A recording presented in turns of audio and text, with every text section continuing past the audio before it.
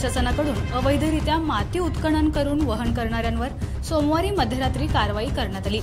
अधिक माहितीनुसार अवैध गौण खनिज उत्खनन व वाहतूक विरोधी पथकाने दहिवडी व म्हसवड परिसरात अवैध गौण खनिज उत्खनन व वाहतूक विरोधी मोठी कारवाई केली।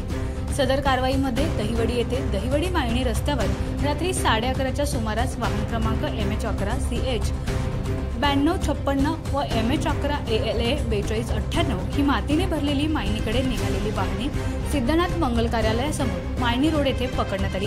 सदर वाहने पोलीस स्टेशन दहिवडी येथे जमा करण्यात आली आहेत।